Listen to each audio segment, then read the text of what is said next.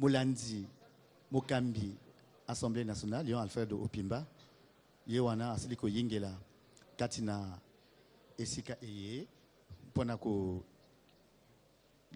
bilo ya Assemblée nationale et c'est bon penza ko yingela kati na esika eye ko salema molulu mwa botalisi manaka ma gouvernement na Anatole Kolini Makoso na bande que bande ko bangai ba uti ko sembola malamu lolenge ba ministre ba gouvernement ba zomba ki katina eyenga moko ya kokolisa mayele na mpo etali kotalisa mwangu mwa tata mokonzi moye mosengeli mosalema malamu katina ba membre ba gouvernement katina eyenga moko ba ministre ba zwaki esika na koyeba malamu lolenge lwa kotia na misala mwango moye tata mokonzi aponami na bana ba ekolo ezali mwango elongo to benganzele ya tombwa ko benganzele ya tombwa ezali kotala lolenge lwa kotombola nkita ekolo lwa kopesa bokolongono banzoto na bana mboka lwa kosala ete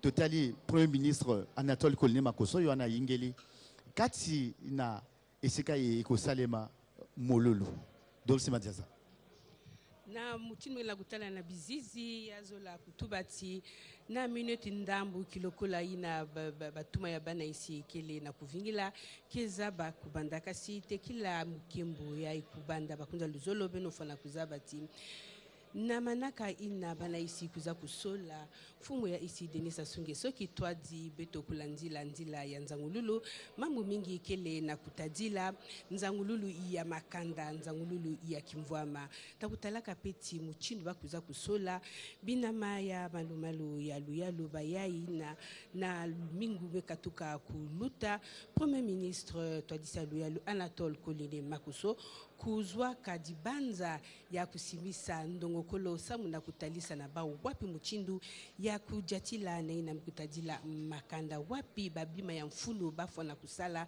tete samu na mambote ya makanda pe ya nzangululu ya kimvwama bakuzonzilaka mingi na ina mkutadila bavimpi ya bana ya isi bakuzonzilaka pe na jambo ina kele na kukwambusa pe bana isi jambo ya madeso ya bana na kutara tibubu na ministère to na gouvernement ya mbala eba mikutula ministre za bakukaya meso na nsalulu na mambu ya luyalu kele na kusala nyosi na samu na kuzaba kana koso ministre koso manaka kele na kuzitisama pe bakuzozilaka pe na ina mikutadila mvutukulu ya bunzonzi na kikunku ya FMI samuti beno zaba kana kimvwama kele ya MbuTV kana kudefa pe kele ya MbuTV yake kunataka mwa shotokoso ni kuna na kati ya inda ya ivu tanu kele na manaka ya Anatole Kolini Makoso bakeza bakuzonzila na ina mikutadila kusoba sana mabanza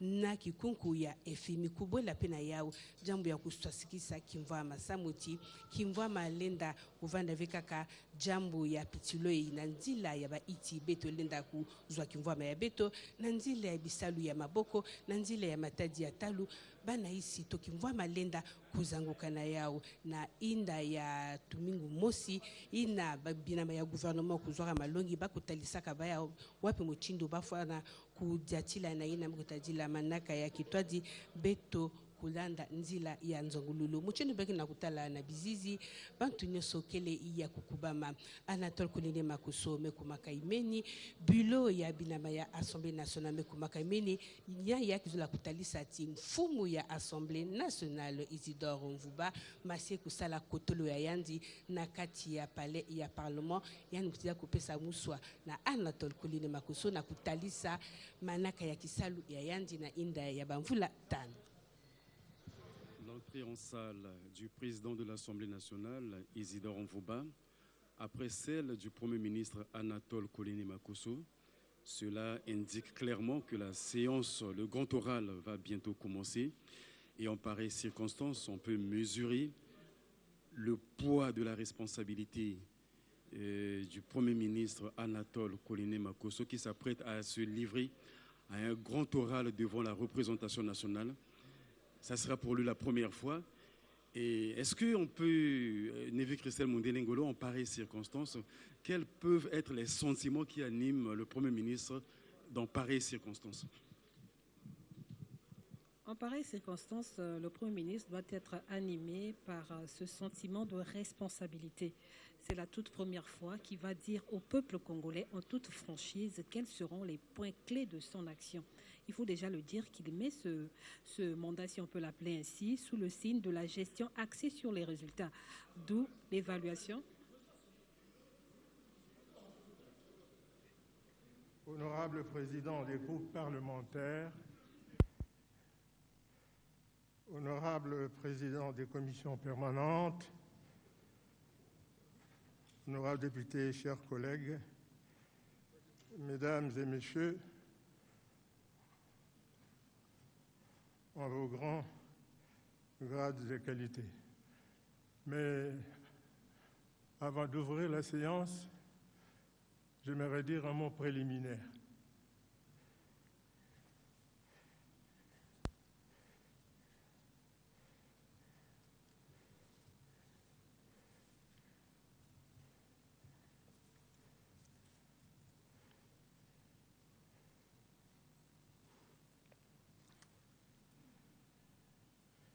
C'est pour l'Assemblée nationale un réel plaisir de recevoir ce jour M. Anatole Koliné-Makosso, Premier ministre, chef du gouvernement, et les membres de son gouvernement que je salue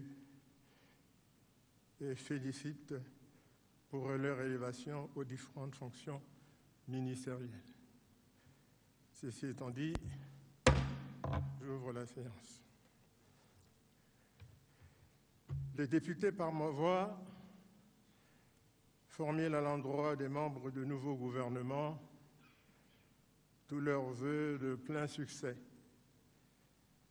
Puisse le devoir vous astreindre à tout instant à promouvoir un développement au service de la paix, l'unité nationale, la sécurité et la justice sociale. Que le travail bien fait soit votre credo. Monsieur le Premier ministre, chef du gouvernement, Mesdames et Messieurs les membres du gouvernement, honorables députés et chers collègues, dans son discours d'investiture prononcé le 16 avril 2021, le président de la République, s'exprimant devant le peuple souverain, affirmait, je cite, « Dans ce combat pour un Congo fortifié, un Congo rénové, un Congo réinventé, je ne serai pas seul et je ne ferai rien seul. J'aurai besoin de chacune et de chacun d'entre vous. » Fin de citation. Le président de la République s'entoure toujours des personnes de grande qualité, comme on le voit ici et maintenant dans cette salle, dans les rangées du gouvernement. C'est ainsi que je veux parler du Premier ministre, que je connais fort bien. Le choix de M. Anatole Koliné-Makosso, en qualité de Premier ministre, chef du gouvernement, illustre parfaitement cet axiome, au risque de blesser sa modestie. J'ai eu l'avantage de connaître M. Anatole Koliné-Makosso à ses premiers pas du militantisme. J'ai cheminé autrefois avec lui en ma qualité de responsable de la jeunesse. Je fus ébloui par sa vive intelligence et son brillant esprit. Je fus séduit par sa soif inextinguible de toujours. Il m'a souvent épaté par ce sens de la litote.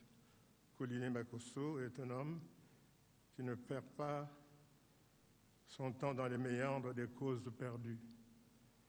C'est en fait un juste retour des choses que de le voir aujourd'hui Premier ministre, chef du gouvernement de la République.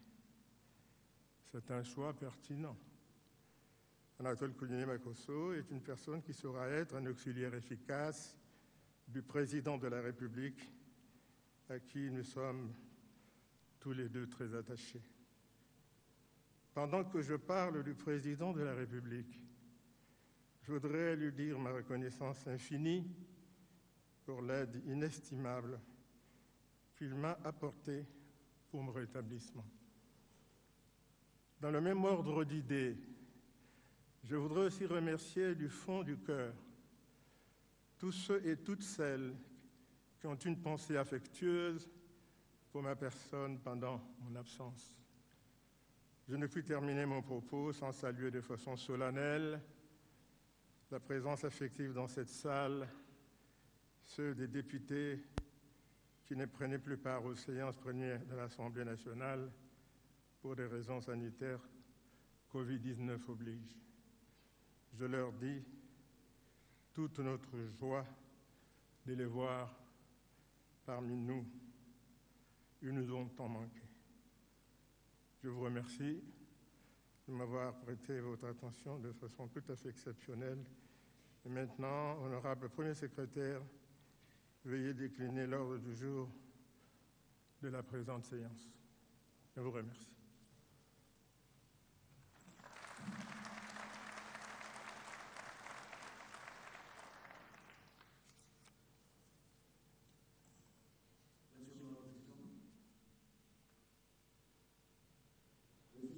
Chef du gouvernement, Mesdames et Messieurs les membres du gouvernement, honorables membres du bureau de l'Assemblée nationale, Monsieur le chef de file de l'opposition, honorable président des groupes parlementaires, honorable président des commissions permanentes, honorables députés et chers collègues, Mesdames et Messieurs, la séance publique de présentation solennelle du programme d'action du gouvernement, ce jour 21 juin 2021, en application des dispositions constitutionnelles à l'article 3 et 103, qui dispose qu'à son entrée en fonction, le Premier ministre présente devant l'Assemblée nationale le programme d'action du gouvernement, va permettre d'être informé sur les choix préconisés pour traduire dans le concret les différentes options qui sont autant d'objectifs actés du projet de société. Ensemble, poursuivons la marche, dans un contexte général marqué du sceau de 4 contradictions motrices ici après, véritable défi systémique pour notre pays, à savoir 1. Conjurer les incertitudes pernicieuses d'une crise sanitaire globale qui exacerbe la demande sociale des biens publics à un moment où va prédominer l'urgence d'un tri courageux dans la dépense publique. 2. Trouver un équilibre dynamique entre les besoins en financement et la maîtrise d'une trajectoire descendante de la dette publique. 3. Réarmer et soutenir la croissance en misant sur des créneaux stratégiques tels la révolution numérique, la modernisation agricole, l'éclosion et l'accompagnement d'un secteur productif. Et 4. Réduire les antivaleurs. La présentation solennelle du programme d'action du gouvernement ne donne lieu ni à débat, ni à vote. Bien.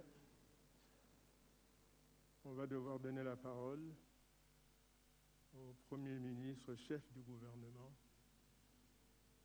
pour son discours de circonstance, notamment la présentation du programme d'action du gouvernement.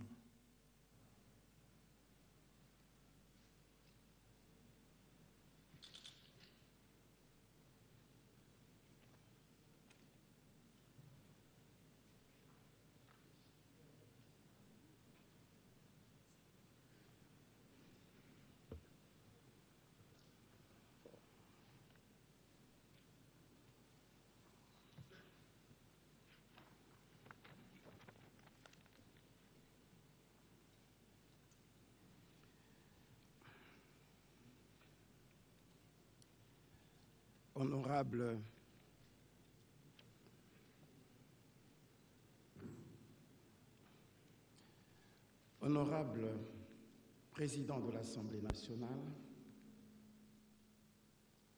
honorable membre du bureau de l'Assemblée nationale,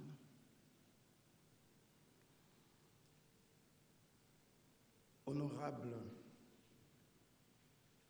président chef de file de l'opposition, honorables présidents des groupes parlementaires, honorables présidents des commissions permanentes, honorables députés, mesdames et messieurs les membres du gouvernement, mesdames et messieurs, toutes préséances respectées. En me présentant très respectueusement devant vous, ma première pensée, honorable président, se tourne vers son Excellence Monsieur Denis Sassou Nguesso, président de la République, chef de l'État, à qui je dois la construction de ma carrière politique. À ses côtés, et depuis plus d'une vingtaine d'années, j'ai été formé d'abord dans son cabinet, ensuite dans plusieurs de ses gouvernements. Me voici aujourd'hui élevé au rang de Premier ministre, chef du gouvernement. Qu'il plaise à son Excellence, Monsieur le Président de la République, chef de l'État, de trouver ici l'expression déférente et renouvelée de mon infinie gratitude. Mesurant l'importance de la responsabilité, je suis rassuré à l'idée de bénéficier encore et toujours des instructions pertinentes et des orientations de ce grand homme d'État à l'expérience et au destin exceptionnel. Honorable Président, honorables députés, en réalisant Denis Sassou Nguesso, président de la République, avec 88-40% de voix, les Congolaises et les Congolais ont voulu témoigner leur reconnaissance à l'égard de ce grand homme d'État qui a su établir la paix, la concorde et la stabilité au cœur de l'Afrique. C'est ici aussi l'occasion de vous adresser, à vous, honorables députés, et à toutes vos équipes, mes vives félicitations pour avoir conduit avec brio la campagne du président de la République dans vos circonscriptions respectives et être parvenu à des résultats si élogieux. Honorable Président, honorables députés, l'article 103 de la Constitution, en son alinéa 1, dispose, je cite, « À son entrée en fonction, le Premier ministre présente devant l'Assemblée nationale le programme d'action du gouvernement. » Fin de citation. C'est à ce titre que je me présente devant vous aujourd'hui pour décliner les grandes lignes de l'action du gouvernement que j'ai l'insigne honneur de conduire. Je suis d'autant plus ému que j'accomplis ce devoir constitutionnel devant vous, honorable président de l'Assemblée nationale, avec qui, et vous venez de le rappeler, j'ai une histoire personnelle. Oui, honorable président, lorsque, il y a plus d'une trentaine d'années, vous découvriez un jeune lycéen dans un établissement scolaire de Pointe-Noire et que vous signez sa fiche d'adhésion à l'Union de la jeunesse socialiste congolaise, lorsque vous aviez commencé à l'encadrer,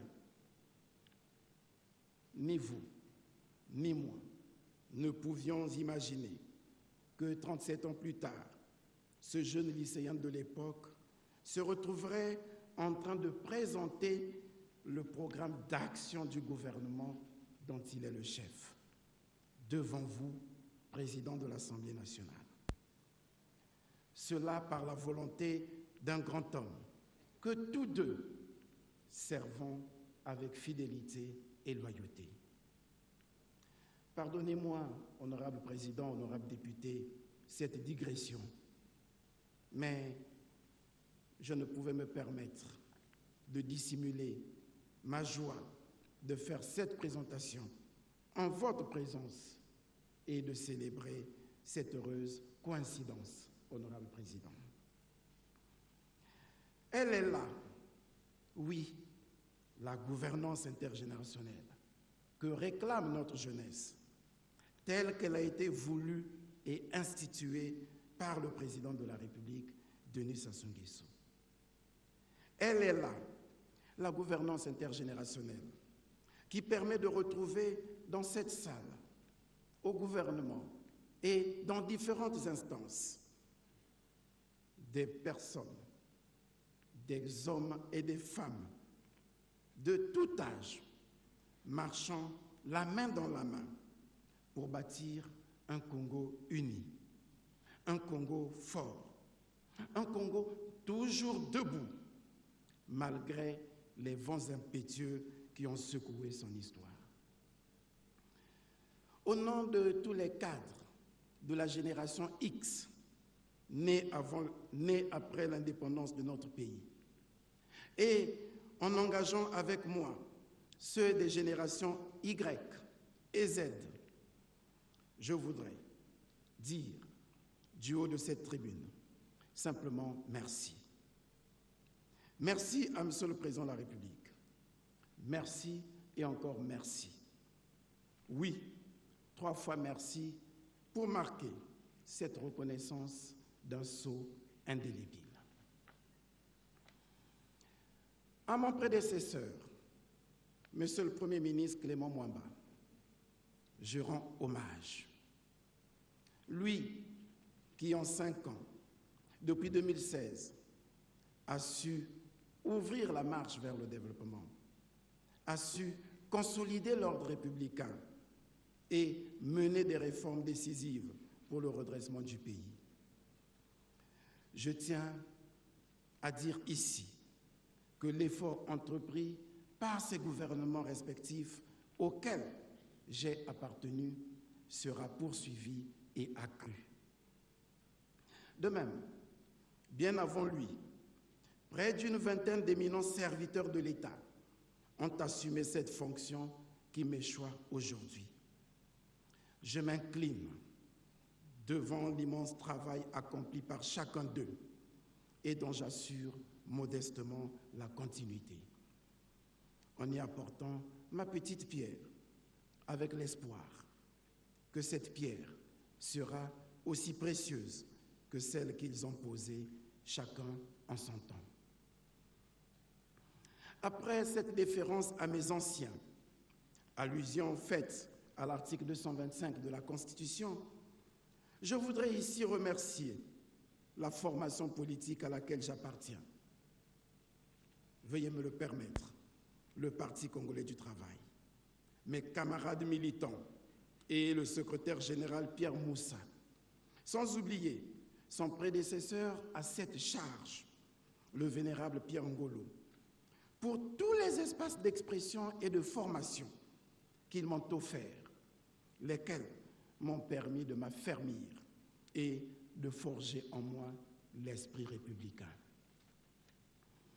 Dans ma marche jusqu'ici, honorable président, d'importantes mains m'ont accompagné, m'ont soutenu. Elles m'ont ouvert la voie et ont contribué à forger mon caractère d'homme d'État.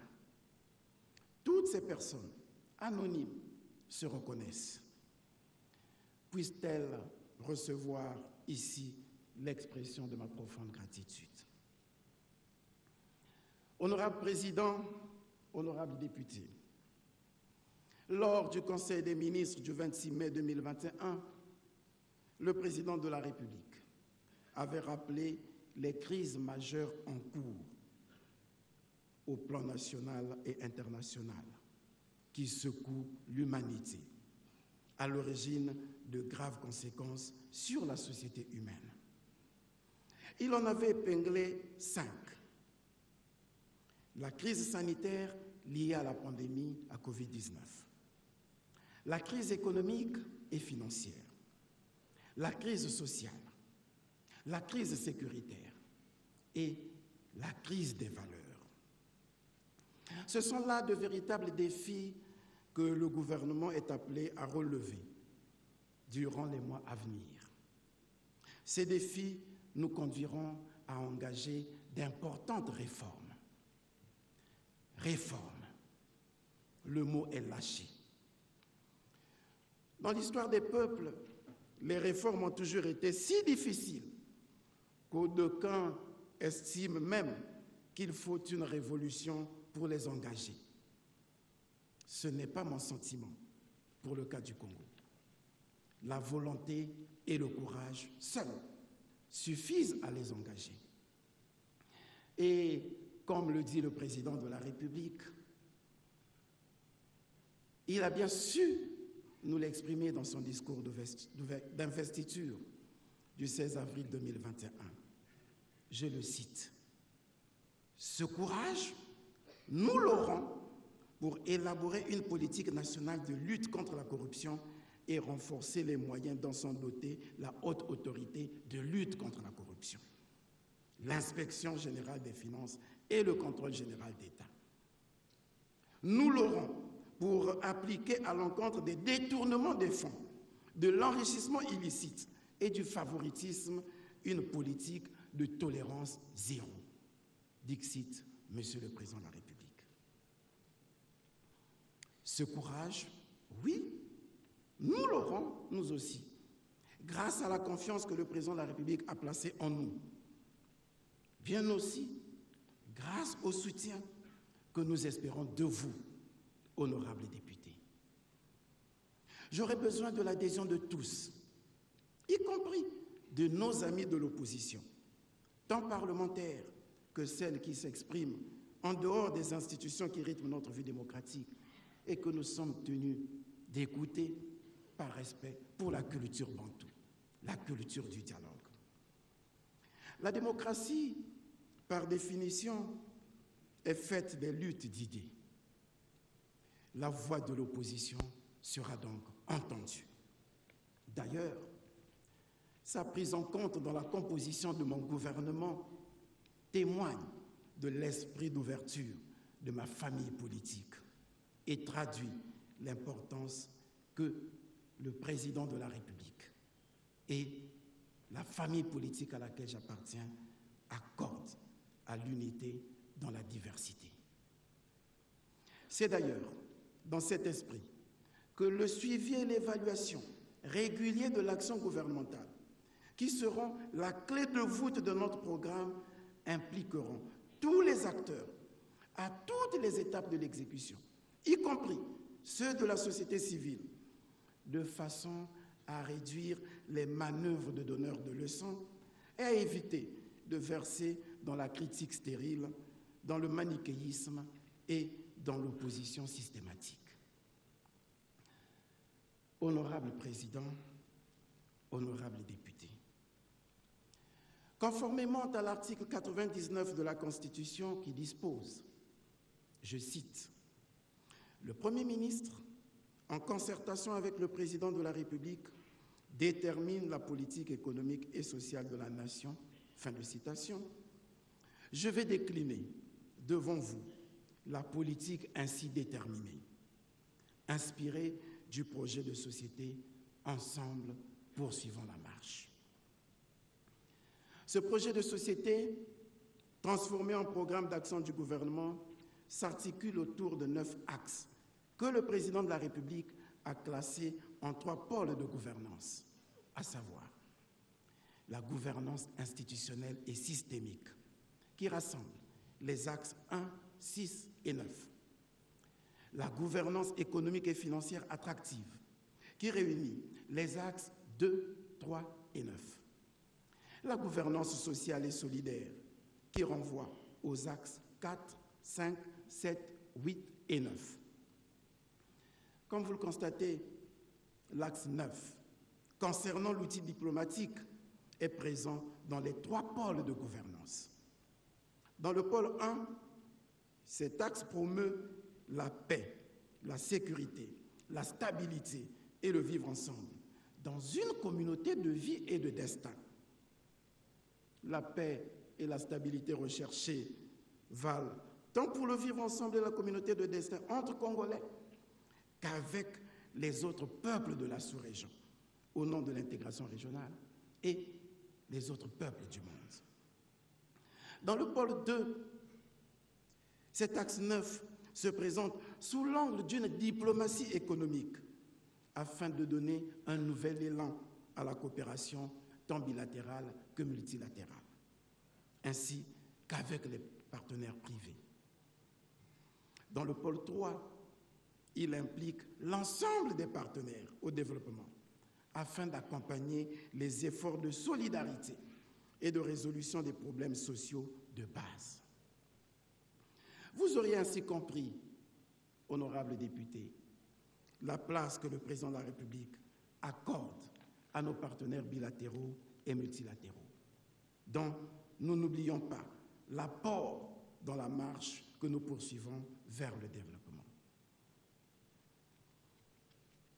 Les pays de l'Union européenne et bien d'autres amis, à savoir la Chine, la Turquie, la Russie, les États-Unis, l'Inde, le Brésil et tous les pays frères d'Afrique, nous ont témoigné tout le temps leur soutien.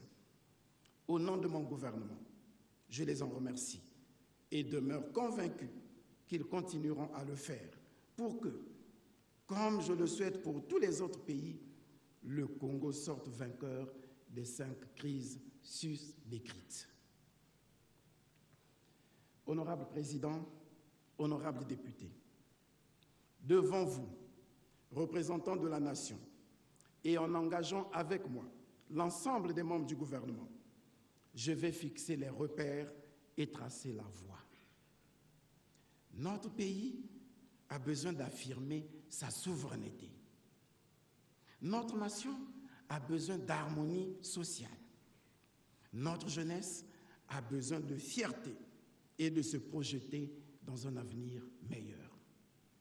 Dès lors, quelles sont les actions prioritaires que le gouvernement compte engager à court et à moyen terme pour y parvenir? Ces actions ont été identifiées lors du séminaire gouvernemental qui s'est tenu du 14 au 19 juin 2021. Et permettez-moi de saisir cette occasion pour saluer le travail remarquable réalisé par les membres du gouvernement qui ont planché pendant 6 jours pour fixer les priorités et les urgences nationales que je vais me permettre de vous présenter inquiétenouk ici et maintenant. Honorable Président, honorables députés, notre gouvernement est un gouvernement de défis et de batailles. Les batailles, nous en avons dénombré au total 12 pour réaliser les 9 axes stratégiques du projet de société. Ensemble, poursuivons la marche. Les 12 batailles, les voici. Primo, il n'y aura pas d'avenir prospère pour le Congo sans un peuple en bonne santé. Secondo, il n'y aura pas d'avenir prospère pour le Congo sans une politique économique rigoureuse et équilibrée. Tertio, il n'y aura pas d'avenir prospère pour le Congo sans une économie diversifiée pour une croissance inclusive. Quarto, il n'y aura pas d'avenir prospère pour le Congo sans une politique sociale juste et solidaire. Quinto, il n'y aura pas d'avenir prospère pour le Congo sans une culture créative. Sexto, il n'y aura pas d'avenir prospère pour le Congo sans une politique ambitieuse d'encadrement de la jeunesse. Septimo, il n'y aura pas d'avenir prospère pour le Congo sans paix et sécurité. Octavo, il n'y aura pas d'avenir prospère pour le Congo sans une démocratie consensuelle.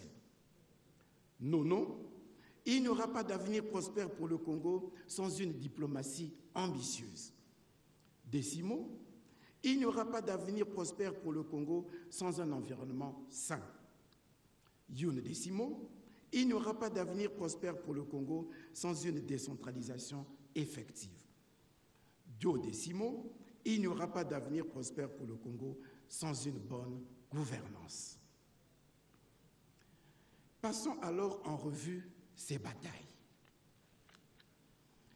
Première bataille.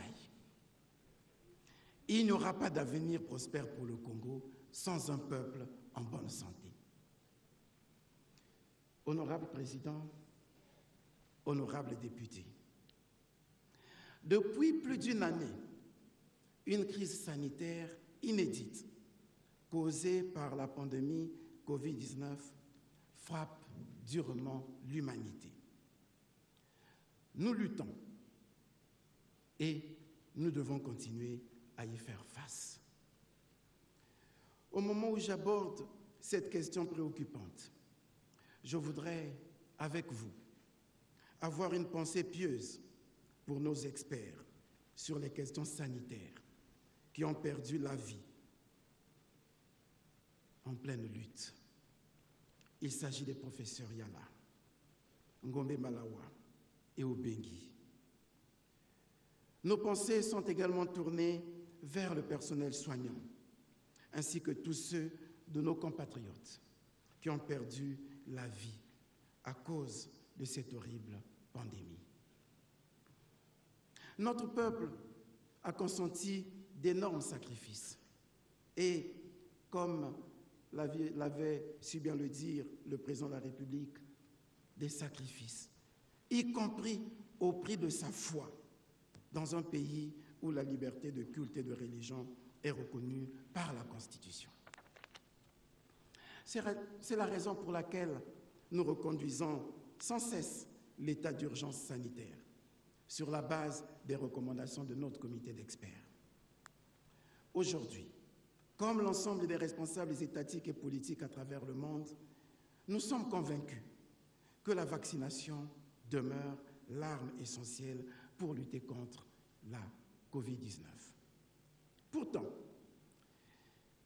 la couverture vaccinale demeure chez nous encore en deçà de nos attentes, alors que nous devons chercher à atteindre l'immunité collective.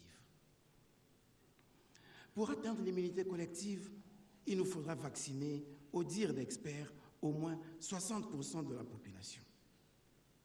Pour une population cible de 4 millions d'habitants ou de personnes, il nous faudra vacciner au moins 2 400 000 personnes.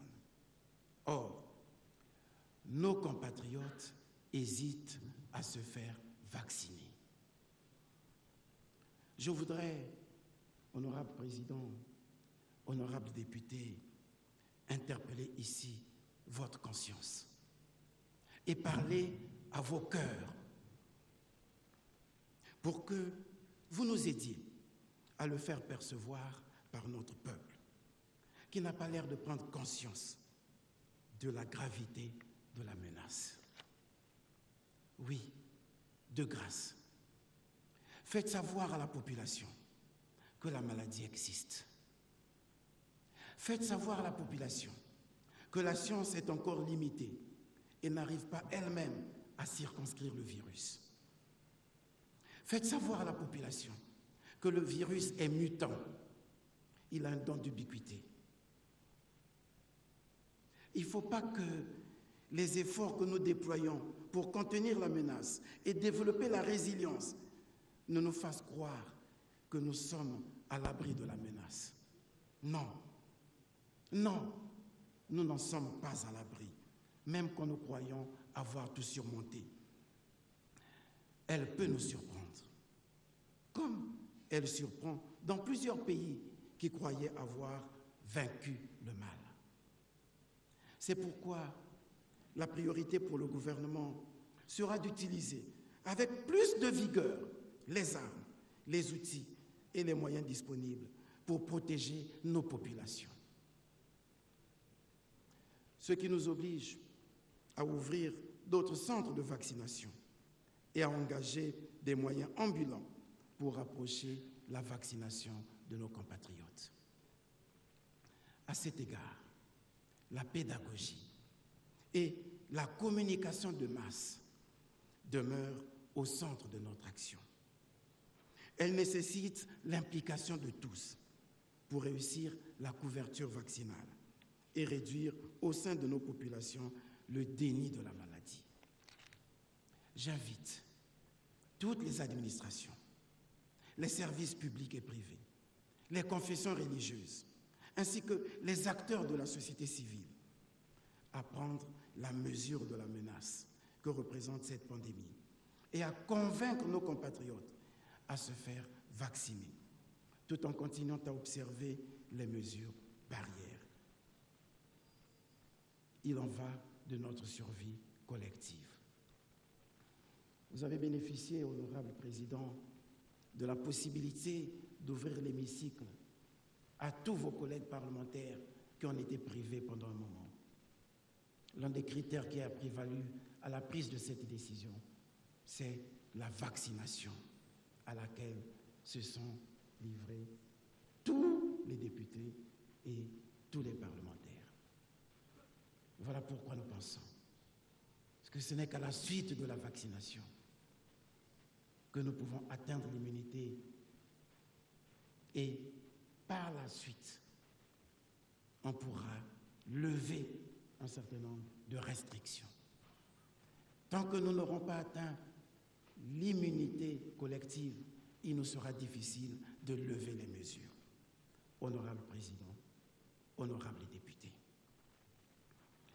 Cette pandémie nous a permis, comme partout dans le monde, d'évaluer l'efficacité de notre système de santé, qui appelle des réformes en profondeur. L'objectif stratégique du gouvernement est de rendre disponibles et accessibles à tous les Congolais des soins de base de qualité, de redynamiser les districts sanitaires et d'engager la réforme dans la gestion hospitalière.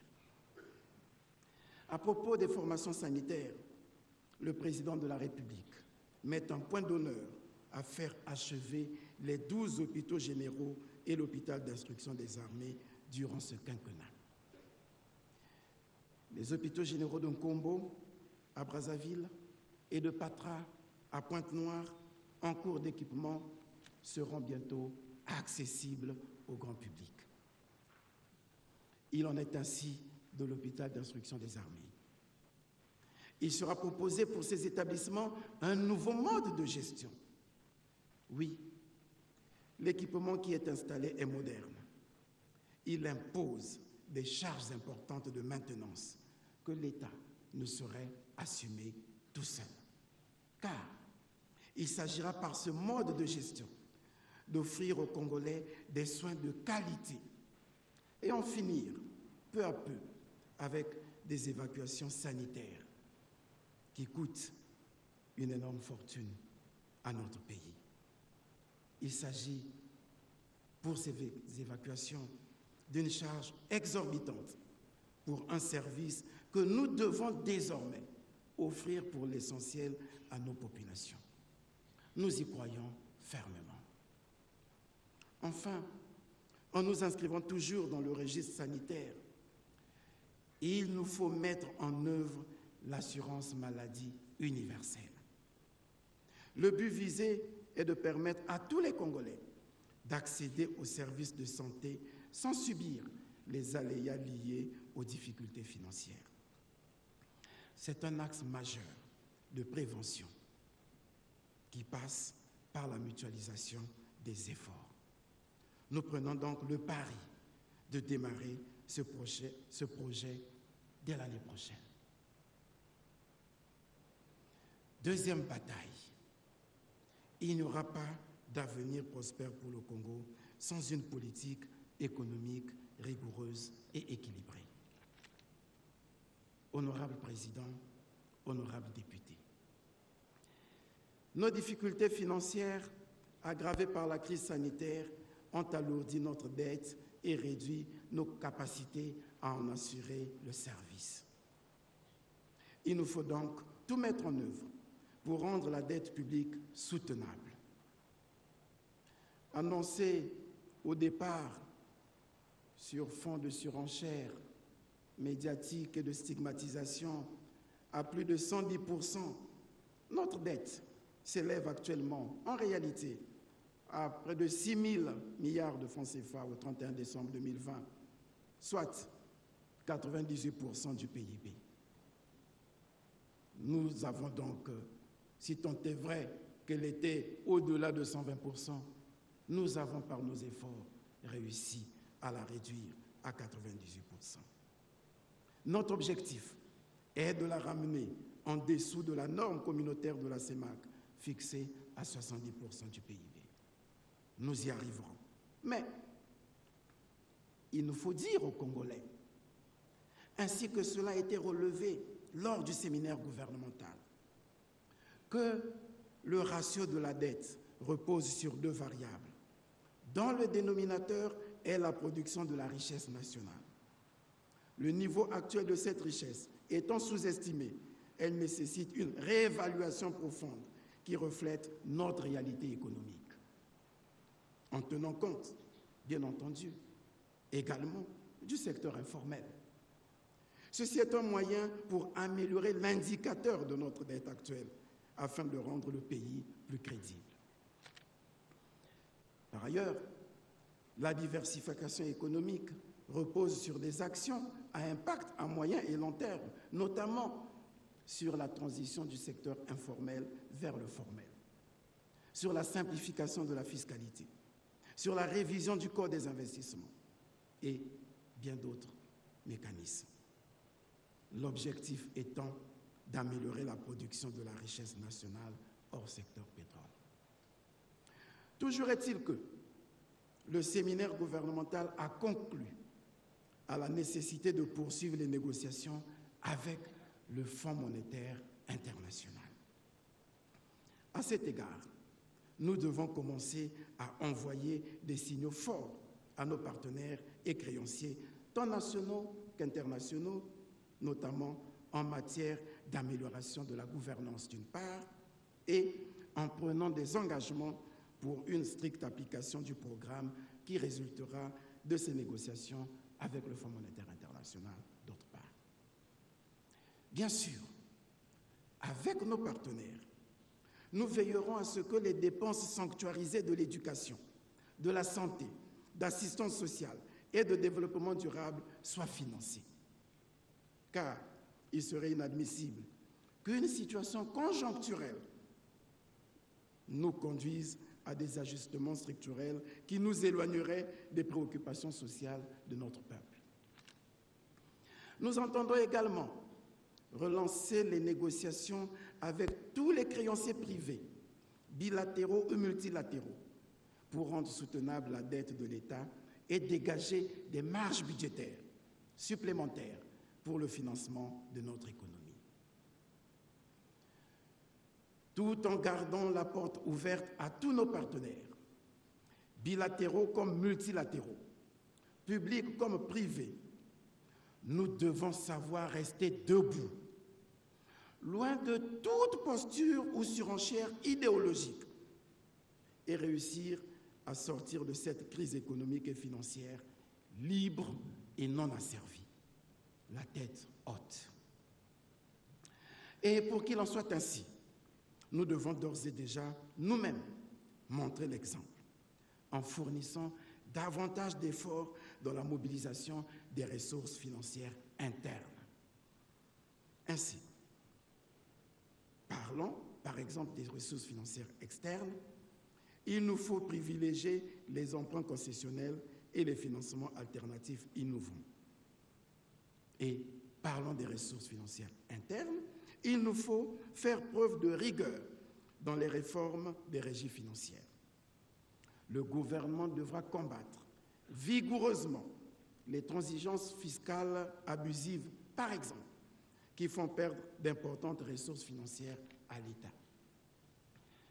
Comment voulons-nous assurer régulièrement le paiement des salaires des fonctionnaires, les pensions des retraités, ainsi que les bourses des étudiants, si l'ordre n'est pas mis dans les régies financières? Nous allons nous y employer.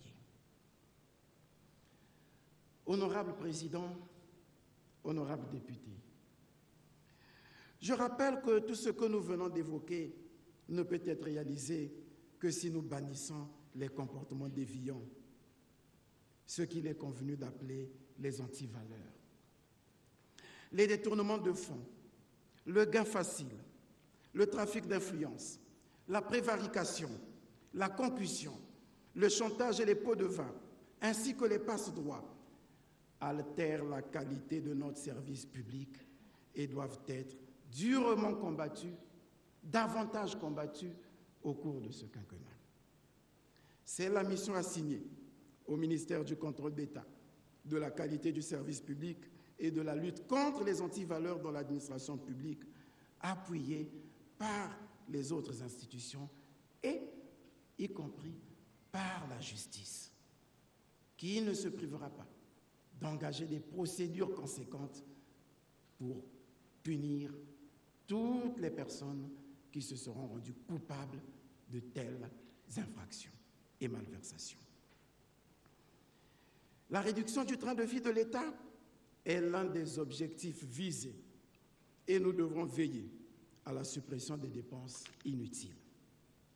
À titre d'exemple, une chose simple, les séminaires et autres activités connexes justifiant des missions à l'étranger pourront désormais, autant que nécessaire, se réaliser par visioconférence avec les moyens technologiques appropriés qui, comme vous le savez, sont aujourd'hui totalement à notre portée. La réduction ne sera pas substantielle, certes, mais elle sera d'un indicateur important. Dans ce même ordre d'idées, et en ces temps difficiles, notre comportement se doit d'être exemplaire et notre gestion la plus transparente possible pour nous mettre à l'abri des procès d'intention. Parce que, honorable Président, le plus souvent, nous sommes parfois victimes de procès d'intention. Par exemple, la Constitution, en son article 55, oblige tout citoyen élu ou nommé à une haute fonction à déclarer son patrimoine lors de sa prise de fonction et à la cessation de celle-ci. Cette exigence constitutionnelle, déjà encadrée par la loi 4/2019, du 7 février 2019, va être observée dans le prescrit des 3 mois à compter du 18 mai 2021, date d'entrée en fonction du Premier ministre, chef du gouvernement. Plus qu'un devoir de transparence, il s'agit là d'une preuve de bonne gouvernance et de lutte contre la corruption et l'enrichissement illicite. Car on ne peut pas, lors de la prise de fonction, déclarer posséder par exemple 3 voitures et à la cessation de celle-ci en avoir 10 ou 15 sans pouvoir justifier une telle augmentation du patrimoine. Il s'agit pour nous de prêcher par l'exemplarité. Troisième bataille, il n'y aura pas d'avenir prospère pour le Congo sans une économie diversifiée pour une croissance inclusive. Honorable Président, honorables députés, un des axes stratégiques du projet de société de Monsieur le Président de la République est la diversification de l'économie avec un accent particulier sur le développement de l'agriculture au sens large. Pour le Président de la République, je le cite, « Le choix de mettre en avant l'agriculture est justifié par le fait qu'elle est le plus sûr moyen à notre portée de lutter efficacement à la fois contre le chômage, la pauvreté, l'urbanisation non maîtrisée, l'insécurité alimentaire et le déficit du commerce extérieur. » Fin de citation. Lutter contre l'insécurité alimentaire.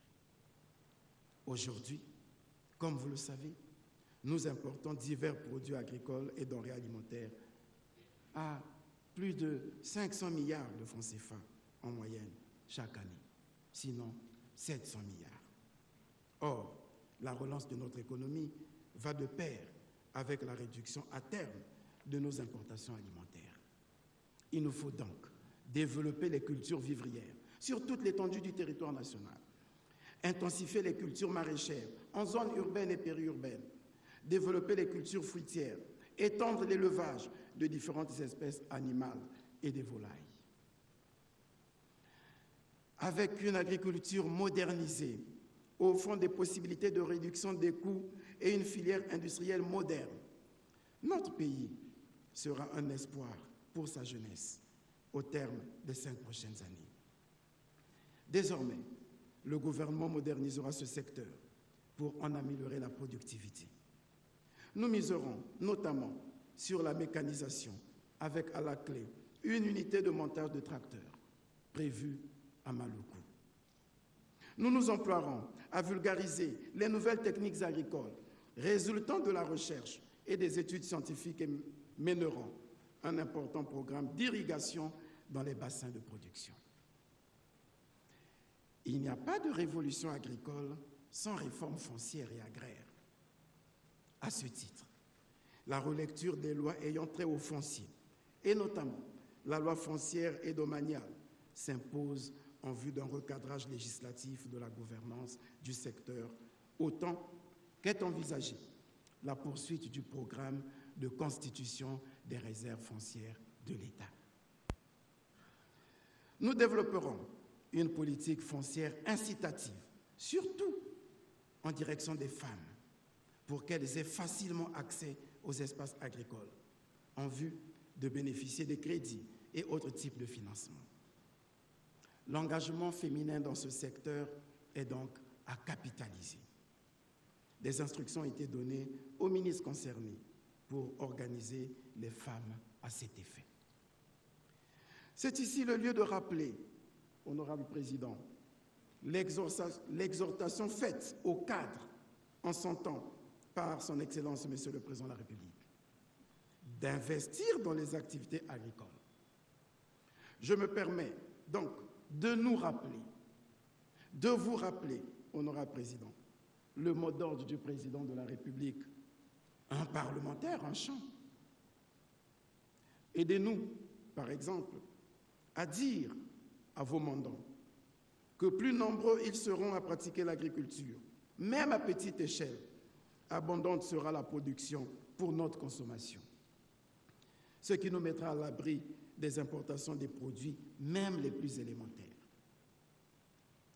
Au développement agricole s'ajoute le développement industriel et touristique. Il s'agit des opportunités pour la diversification de l'économie. Nous nous battrons afin que les zones économiques spéciales soient toutes mises en activité et que les investissements y soient également au rendez-vous. Avec la raffinerie en construction, la zone économique et sociale de Pointe-Noire pourrait connaître son démarrage et avoir de l'impact réel sur la réduction du chômage. S'agissant de la zone économique spéciale de Brazzaville, le démarrage sous peu des activités du parc industriel et commercial de Maluku-Tréchaud devrait créer des opportunités d'emploi pour notre jeunesse. Ce parc, qui compte une quinzaine d'usines, sera géré par un développeur national ou étranger. C'est pourquoi, dans les semaines qui viennent, je m'y rendrai personnellement pour donner une impulsion en vue de l'accélération des travaux et identifier l'espace où sera construite la cité d'exploitation. Nous signerons à ce sujet, dans quelques semaines, un accord de financement avec la Banque arabe pour le développement économique en Afrique, la BADEA. Honorable Président, honorables députés, notre pays, le Congo, dispose d'abondantes ressources naturelles.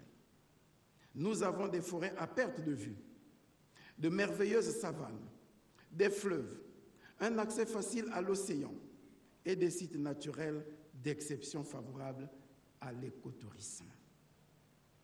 L'importante réforme entreprise dans ces différents secteurs nous a permis d'améliorer la gouvernance forestière et d'intégrer les thématiques émergentes caractéristiques des évolutions survenues au niveau international. Cette réforme offre, en outre, de grandes opportunités au développement du secteur touristique, considéré comme un secteur clé de la diversification de l'économie. Toutefois, il ne faut pas perdre de vue que ce quinquennat est aussi celui du numérique, avec la génération Z, engagée dans la création de start-up, dans le développement de l'économie digitale et dans la promotion de l'intelligence artificielle. Le gouvernement entend investir dans ces secteurs porteurs d'emplois pour les jeunes. Par ailleurs, la relance de notre économie et la réduction du chômage passent aussi et nécessairement par la construction et la modernisation des infrastructures. C'est pourquoi le gouvernement mettra un point d'honneur au démarrage effectif des travaux de construction des barrages de Sounda et de Cholet afin d'augmenter l'offre d'électricité essentielle pour soutenir l'activité industrielle. La société chinoise Gezuba a été retenue comme adjudicataire à l'issue d'un appel d'offres international conjointement organisé par le Congo et le Cameroun. La construction fait l'objet d'un financement en BOT, Belt Operate and Transfer.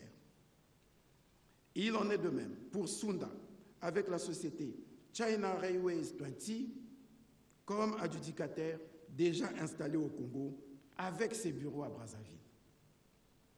Parlant de l'électricité et de l'hydraulique, nous nous emploierons à faire améliorer la qualité des prestations des entreprises qui opèrent dans ce secteur. Afin de garantir une fourniture optimale d'eau et d'électricité aux ménages, nous attirons l'attention de nos compatriotes sur l'intérêt de payer le juste prix de leur consommation pour permettre aux entreprises de demeurer à la hauteur de leur mission de service public.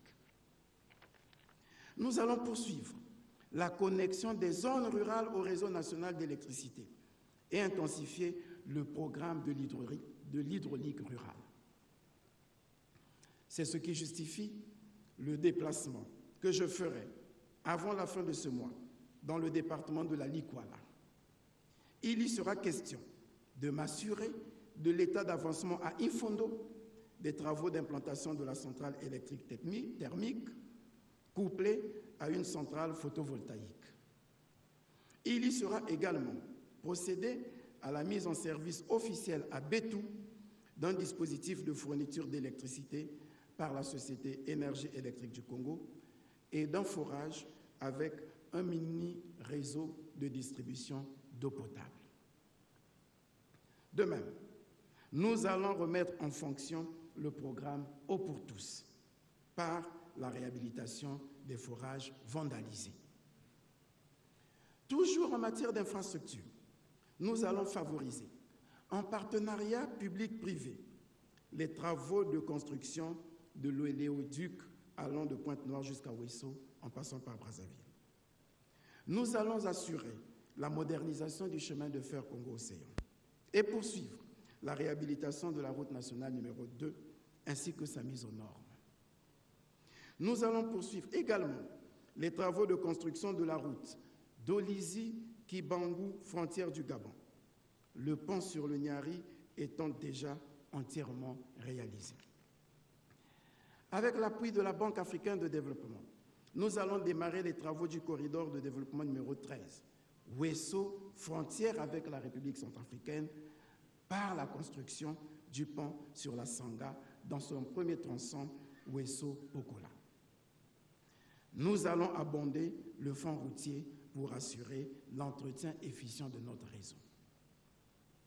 Enfin, une convention a été ratifiée pour la construction du pont route-rail Brazzaville-Kinshasa entre les deux chefs d'État de la République du Congo et de la République démocratique du Congo.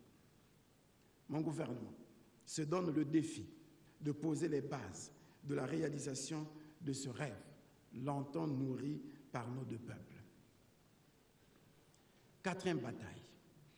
Il n'y aura pas d'avenir prospère pour le Congo sans une politique sociale juste et solidaire. Honorable Président, honorables députés,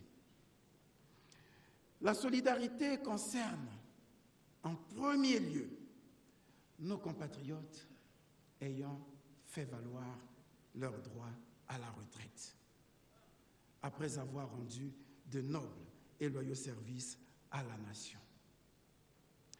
Accéder à la retraite aujourd'hui devient source de vives inquiétudes et de tracasseries à cause des interférences, des bras cassés dans le parcours. Et au final, c'est la population, ce sont les retraités qui payent les pots cassés. Il nous faut donc regarder objectivement cette question et y apporter des solutions durables. À ce propos, je tiens à affirmer à l'endroit de nos anciens que le gouvernement mettra tout en œuvre pour examiner avec rigueur la problématique de départ à la retraite et de l'autonomisation des pensions. Il s'agit d'un impératif de dignité humaine.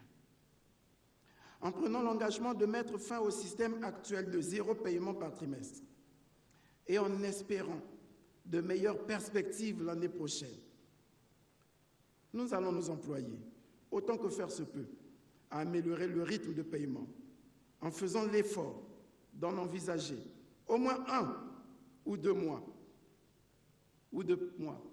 par paiement et par trimestre. Ce n'est pas facile, je l'avoue, de garantir ne serait-ce qu'1 ou 2 mois par trimestre. Il faut que nos partenaires le sachent. Mais ce que nous pouvons garantir, c'est la détermination du gouvernement de faire en sorte que toutes les fois que ces paiements interviendront, ils concerneront tous les pensionnés en même temps. Quant aux arriérés dus, ils intégreront la dette sociale et seront globalement traités et progressivement apurés dans le cadre du programme que nous envisageons avec les partenaires extérieurs. Nous sollicitons la compréhension, là aussi, de nos compatriotes et des syndicats, des partenaires sociaux.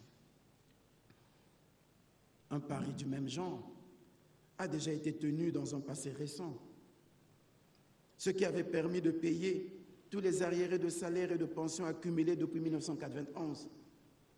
Le souvenir est encore dans nos mémoires. Nous pouvons rééditer cet exploit. Nous exhortons les créanciers privés, des chefs de famille et de ménage, les propriétaires des logements loués, ainsi que les établissements bancaires, de faire preuve de compréhension et de patience afin de parvenir à des arrangements avec leurs débiteurs et leurs locataires se trouvant dans cette situation difficile. La politique sociale, c'est aussi le statut des travailleurs. Nous envisageons pendant ce quinquennat l'adoption d'un nouveau statut général de la fonction publique et la réforme du Code du travail dans l'esprit de les adapter aux exigences et aux enjeux du moment. Toutefois, j'en appelle aux agents de l'État à faire preuve de rigueur et de déontologie dans l'accomplissement de leur mission. En effet, restaurer l'État et moraliser l'administration publique seront une des priorités de mon gouvernement. Tout sera mis en œuvre pour que l'État soit véritablement fort. L'autorité de l'État ne se négociera pas. La loi et l'autorité seront, plus que dans le passé, mises en avant en toutes circonstances. Il s'agit pour nous de retrouver cette administration dont nous fûmes si fiers et qui nous a fait grandir, qui nous a servi d'ascenseur social. Elle est, hélas, de nos jours, minée par des maux que nous devons éradiquer au plus vite. Des maux, oui. La sinécure, par exemple. La lenteur et la lourdeur des procédures administratives. La faible coordination entre les différents services. La bureaucratie paperassière. L'absentéisme forcené. Le peu d'engagement au service de la nation sont autant de freins à la performance de notre administration. Le gouvernement procédera notamment à des réformes administratives en réintroduisant la notion de respect de la hiérarchie, en simplifiant les procédures administratives, en systématisant le contrôle et la sanction, allant jusqu'aux procédures judiciaires, et en rapprochant l'administration de l'administré de façon à combler rapidement le fossé entre l'État et les populations.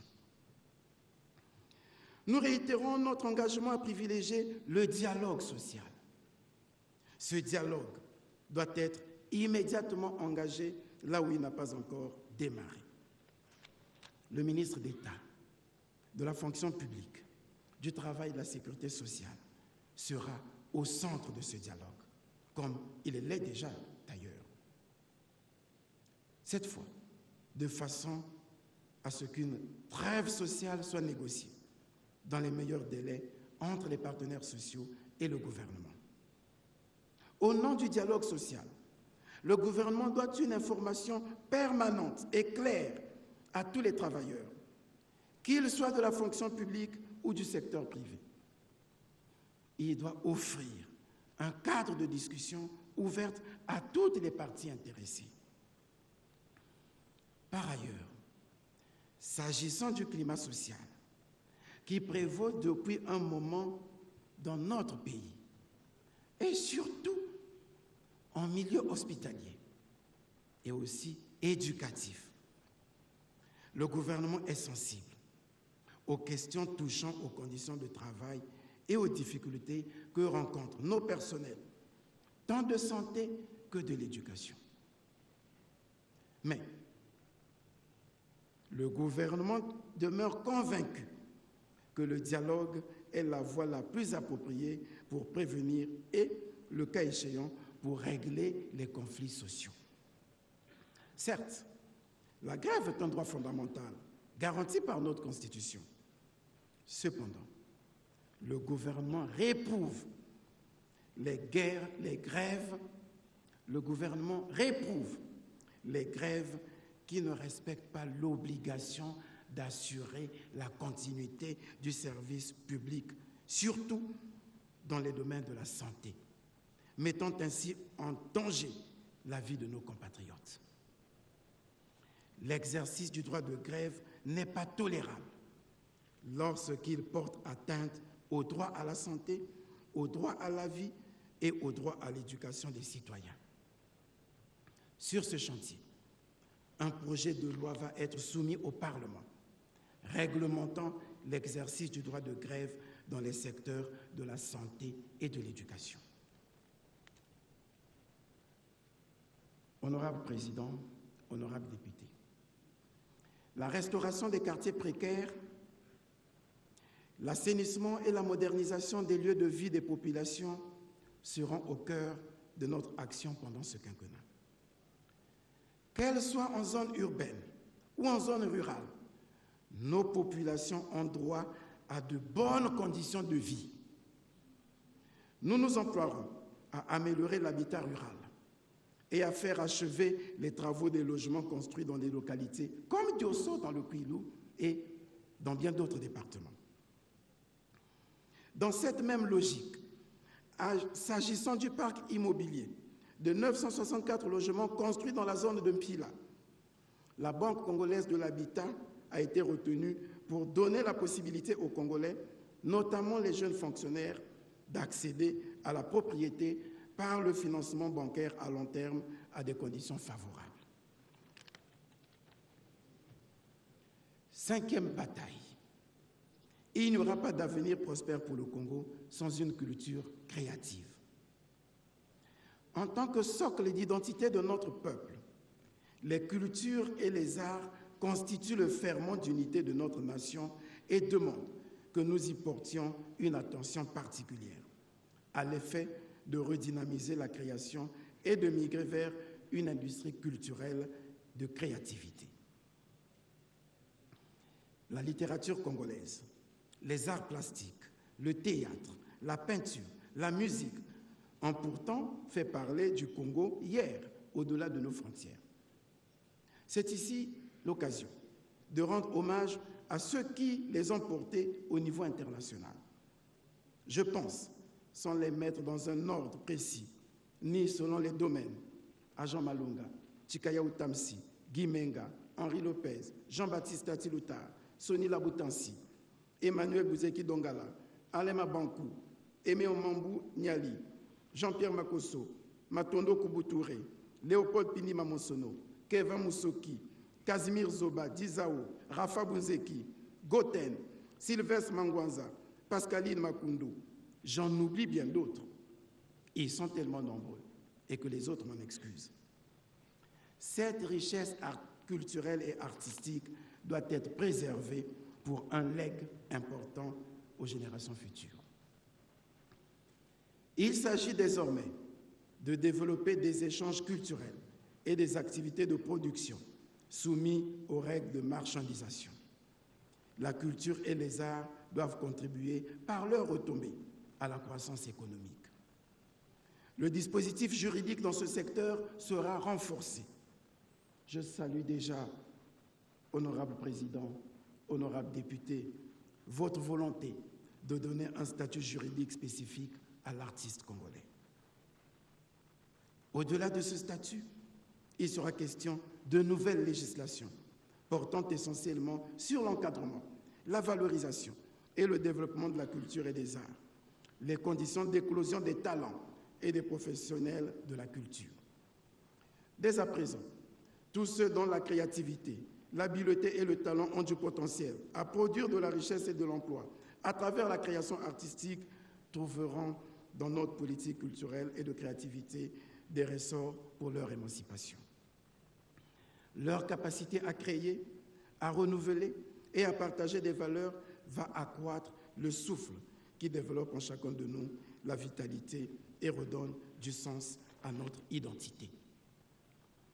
Le gouvernement s'engage à lancer dans un proche avenir et en concertation avec les artistes écrivains une profonde réflexion sur l'avenir de nos cultures et nos arts. Le ministre de la Culture et des Arts s'y emploiera. 6e bataille. Il n'y aura pas d'avenir prospère pour le Congo sans une politique ambitieuse d'encadrement de la jeunesse. Honorable Président, honorable député, à l'occasion de sa prestation de serment, le Président de la République déclarait, je le cite, « J'ai toujours été et je serai toujours le président de tous les Congolais, sans exclusive, en particulier celui de notre jeunesse. » Fin de citation. Et il poursuivait, je le cite, « Notre jeunesse figure au premier rang de mes priorités, car c'est à nous, gouvernants, qu'il revient de conduire le Congo qu'elle mérite. » Fin de citation.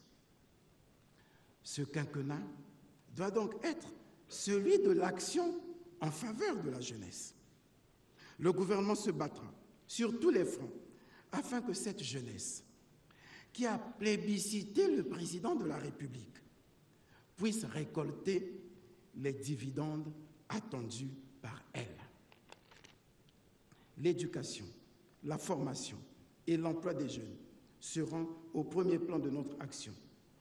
Et j'entends m'y intéresser personnellement, par vocation, sans doute, mais aussi parce que c'est un devoir. La structure démographique de notre pays, avec une jeunesse à scolariser représentant sensiblement plus du tiers de la population, nous laisse percevoir que notre système éducatif éprouve encore de sérieuses difficultés.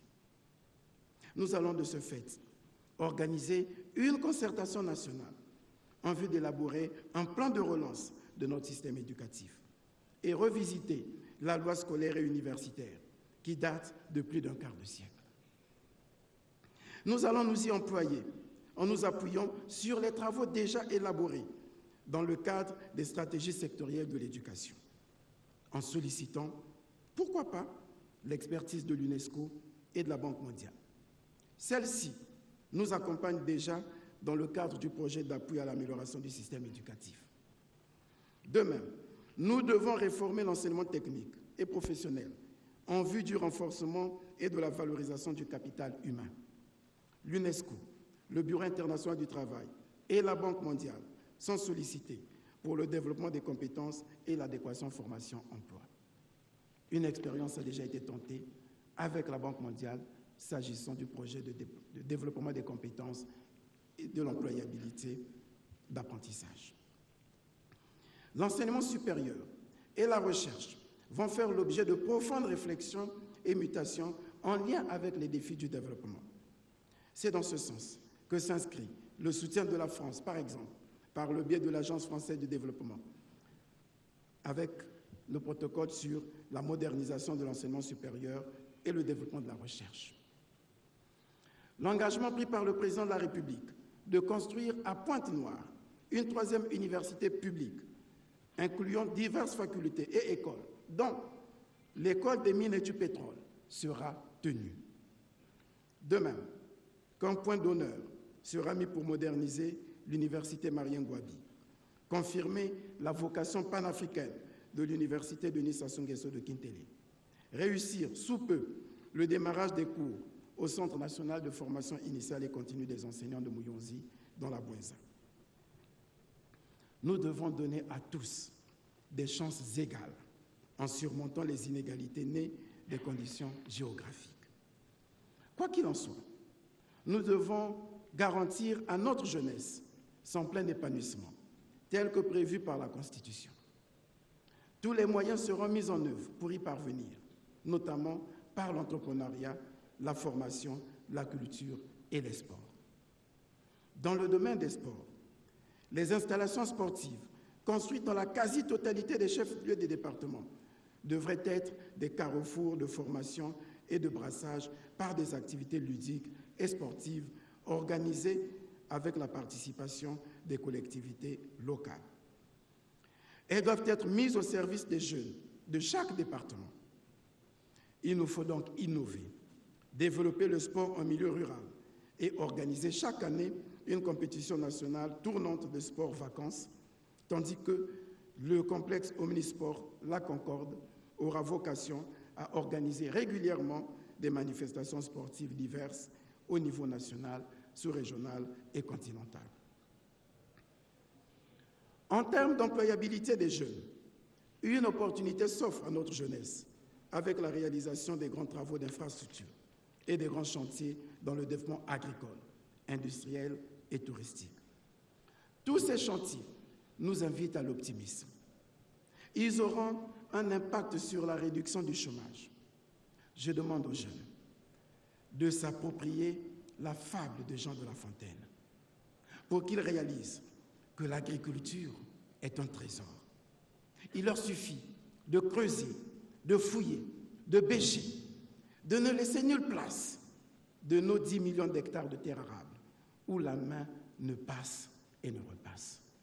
Mettons-nous donc à l'ouvrage. 7e bataille. Il n'y aura pas d'avenir prospère pour le Congo sans la paix et la sécurité. Honorable Président, honorables députés, le Congo ne peut prospérer que si toutes les politiques que je viens de décliner se réalisent dans la tranquillité. Nos compatriotes doivent dormir et vaquer à leurs occupations dans la paix. L'insécurité qu'entretiennent les bandes de délinquants qui écument nos quartiers, nos villes et nos localités, agressent et assassinent des compatriotes, doit être éradiquée. Je prends ici l'engagement que sur cette question liée à l'ordre public, la police et la gendarmerie, ainsi que les forces de défense, bénéficieront de toute l'attention du gouvernement afin que la notion de proximité soit développée. Des patrouilles motorisées et pédestres, des forces de police seront déployées.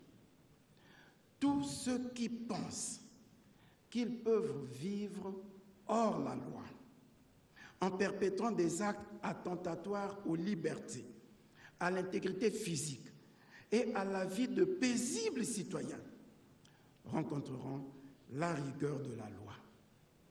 Nous serons intraitables sur ce point. Dans le même temps, en l'absence d'une politique pénitentiaire adéquate Et en attendant la construction de centres de rééducation pour mineurs, nous mettrons en place un dispositif de justice restaurative. Dans cette perspective, un enrôlement des mineurs délinquants dans les casernes de la sécurité civile ou dans les structures militaires, sous le couvert d'un appel citoyen, permettra de les placer sous le contrôle de la seule autorité investie du pouvoir d'usage de la force légitime, ce qui disciplinerait le jeune délinquant, détaché de son environnement violent et soumis au regard tutélaire de plus forts que lui. Cet appel citoyen est sanctionné par un certificat de culture de non-violence ou le certificat de citoyenneté exemplaire décerné aux mineurs qui se seraient convertis et qui pourraient être reversés dans la vie civile par l'apprentissage d'un métier relevant du génie militaire ou du génie civil. 8e bataille. Il n'y aura pas d'avenir prospère pour le Congo sans une démocratie consensuelle. Honorable Président, honorables députés, la démocratie à laquelle nous sommes tous attachés fonctionne normalement, au grand bonheur de nos populations. Le respect des échéances électorales confirme, au fil du temps, que cette réalité est ancrée dans nos traditions. Nous venons de passer le cap de l'élection présidentielle. Dans 12 mois, à l'occasion de nouvelles élections législatives et locales, nous serons encore au rendez-vous. Comme lors de la présidentielle, nous souhaitons que ces élections se déroulent dans la paix et la transparence. C'est pourquoi certains paramètres qui doivent concourir à la bonne préparation de ces élections seront pris en compte dans les meilleurs délais. Une réflexion doit être menée dès maintenant en vue d'apporter les réformes nécessaires avec la création, dans les tout prochains jours, d'un haut commissariat à la réforme de la gouvernance électorale, prenant en compte toutes les recommandations issues de nos précédentes concertations. Un rapport complet devrait être élaboré et déposé sur la table du gouvernement avant la fin de l'année. 9e bataille. Il n'y aura pas d'avenir prospère pour le Congo sans une diplomatie ambitieuse. Honorables députés, Mesdames et Messieurs, Son Excellence, M. Denis Sassou Nguesso, président de la République, met un accent particulier sur la redynamisation de nos relations diplomatiques avec tous les partenaires, tant bilatéraux que multilatéraux. Qu'il me soit permis, en son nom, de saluer l'excellence des relations que notre pays entretient avec l'ensemble des pays du monde, et particulièrement avec la France, dont l'histoire avec le Congo a des accents particuliers au plan historique, philosophique, économique, sociologique et culturel. Avec la Chine, dont l'amitié et la coopération sont légendaires. D'ailleurs, hasard de calendrier, politique bien pensée, bien menée, les deux chefs d'État, honorables présidents, leurs excellences, Xi Jinping et Denis Sassou Nguesso, viennent de terminer, il y a environ plus d'1 heure, un entretien téléphonique au cours duquel ils ont abondamment échangé autour des questions importantes liées aux relations diplomatiques entre nos deux pays et à la coopération internationale. L'entretien venait d'avoir lieu il y a quelques instants, alors que nous commencions notre assemblée plénière. Avec les États-Unis, dont on note une farouche volonté de faire chemin ensemble. Avec la Russie, dont les deux présidents partagent une même vision sur l'émergence de l'Afrique. Avec la Turquie, l'Inde et le Brésil. Bref, la liste des pays amis du Congo est longue. Et sans oublier tous les pays frères du continent. Sous la clairvoyance de notre président, dont le leadership international ne souffre d'aucune contestation. Mon gouvernement portera une attention particulière à la préservation de ces relations. Un accent particulier sera mis sur la coopération pour rendre notre diplomatie plus économique et plus culturelle. Il n'y aura pas d'avenir prospère si nous ne nous souvenons pas que l'une des voies qui offre quelques espoirs d'un avenir meilleur pour une nation est celle de la coopération et du partenariat. À propos des compatriotes basés à l'extérieur, il me plaît d'en dire un mot, honorable président. Notre pays en compte d'ailleurs des milliers, résidant dans plusieurs pays du monde. Le problème qui se pose est celui de leur intégration au processus du développement. Nombre d'entre eux ont obtenu la nationalité de leur pays d'accueil. Cependant, ils demeurent tous congolais et éprouvent souvent le mal du pays.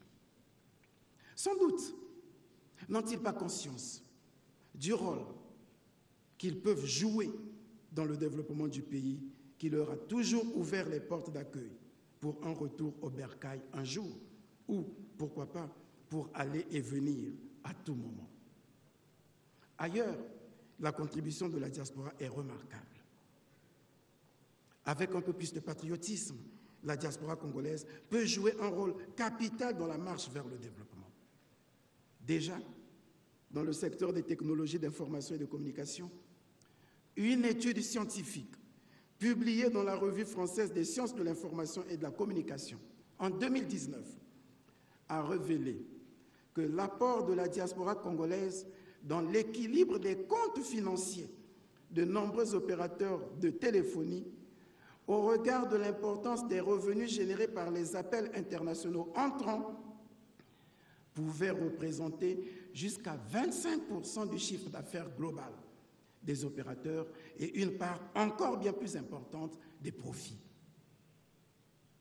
C'est énorme.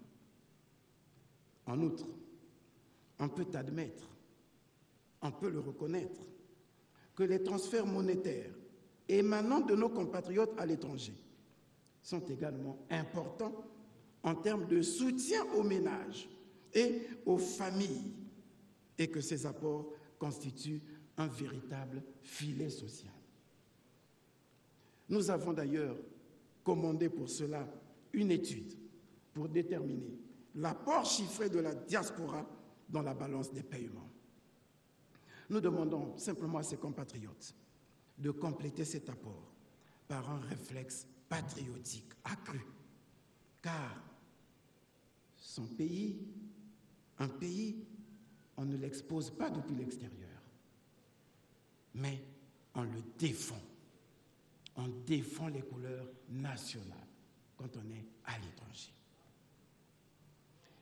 10e bataille. Il n'y aura pas d'avenir prospère pour le Congo sans un environnement sain et sans développement durable. Restaurer et préserver les écosystèmes, gérer de façon durable les ressources naturelles, enrayer le processus de dégradation des sols, mettre fin à l'appauvrissement de la biodiversité, moderniser le système de gestion des déchets dans les villes et prévenir et lutter contre les érosions. Tels sont, entre autres, les défis du développement durable que nous sommes tenus de relever. Pour cela, et sur ces questions, le gouvernement soutiendra fermement et sans relâche, avec énergie, l'action du président de la République dans sa volonté de porter haut et fort la voix du Congo en la matière. En effet, le leadership du président Denis Sassou Nguesso a placé le Congo au cœur des enjeux politiques mondiaux en raison du combat qu'il mène pour la protection de l'environnement et la lutte contre les changements climatiques. La voix du Congo a permis de placer le bassin du Congo au centre du débat écologique mondial. Ce qu'il nous reste à faire, c'est de développer des outils de sensibilisation de nos populations sur les risques liés à une mauvaise gestion de notre environnement. Et nous allons nous y employer, y compris par l'apprentissage des notions de protection de l'environnement dans les établissements scolaires et universitaires. 11e bataille. Il n'y aura pas d'avenir prospère pour le Congo sans une décentralisation effective. S'agissant de la décentralisation, honorable président, honorable député, axe majeur pour le développement local, il nous faut l'avouer, le processus peine à prendre son envol, malgré un dispositif légal et réglementaire abondamment enrichi pour faire des collectivités locales de véritables leviers de la vie démocratique. Plusieurs compétences à transférer, plusieurs compétences sont transférées, édictées dans les textes, mais elles se heurtent à l'épineux problème des moyens. Je mesure les difficultés que traversent ces entités administratives. Je puis vous rassurer sur le fait que le gouvernement mettra tout en œuvre pour rendre disponibles les moyens d'animation de ces entités. Je voudrais également vous informer que des contrôles réguliers seront effectués pour éviter les dérives observées ici et là et qui ont paralysé le fonctionnement de certains conseils. Autant nous avons choisi ce mode de gestion pour favoriser le développement local, autant nous demeurerons sans complaisance à l'endroit de mauvais gestionnaires. 12e bataille. Il n'y aura pas d'avenir prospère pour le Congo sans bonne gouvernance. Que dirait-on? A-t-on gardé le meilleur pour la fin? Sans nul doute. Mais ce qui comptait pour nous, c'était d'interpeller les consciences à la fin. Interpeller nos consciences. Ce qui se dit à la fin, c'est ce qui reste le plus gravé dans la mémoire. Propos d'un pédagogue. Car, honorable président, honorable député, nous savons à quel point cette problématique vous tient à cœur. Souvenez-vous, honorable président, honorable député, que c'est ici, dans cette chambre et dans la chambre voisine, qu'a été évoquée la nécessité d'inscrire la gouvernance comme premier pilier du plan national de développement 2018-2022. La bonne gouvernance, cette valeur qui réunit à elle seule, désormais, toutes les vertus. Et c'est à son nom que sont jugés le sérieux et la crédibilité de nos États. Mon gouvernement en est conscient et est déterminé à prendre toutes ses responsabilités pour que notre pays ne soit pas mis au banc des États modernes. La voie a été balisée lors du séminaire gouvernemental. Oui, plusieurs balises sont placées le long de la marche à poursuivre. Ces balises se nomment orthodoxie financière, qui conditionne le réalisme et la maîtrise de notre budget. Elles se nomment transparence, qui rassure les citoyens et facilite le contrôle démocratique sur les agents chargés d'exercer l'autorité de l'État. Elle se nomme responsabilité, qui commande que chacun prenne conscience de ses actes de gestion. Elle se nomme redevabilité, qui demande de rendre compte périodiquement devant votre chambre et devant la chambre voisine, mais aussi devant le peuple. Elle se nomme gestion axée sur les résultats, actée comme nouveau mode de gestion de l'administration publique. Elle se nomme capacité de répondre aux besoins de la population. Elle se nomme amélioration du climat des affaires. Elle se nomme suivi et évaluation en permanence. Toutes ces exigences seront les principaux marqueurs de l'action de mon gouvernement. Car la nouvelle gouvernance et la bonne gouvernance sont au cœur du développement durable et de la réduction de la pauvreté.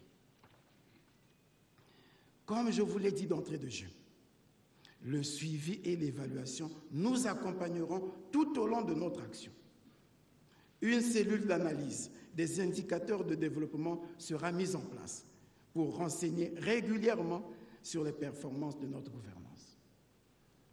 Devant vous et devant le peuple, j'en prends solennellement l'engagement pour que l'on arrive à renouer de façon durable avec la croissance positive, à rétablir les équilibres macroéconomiques, à ramener la dette à un niveau soutenable.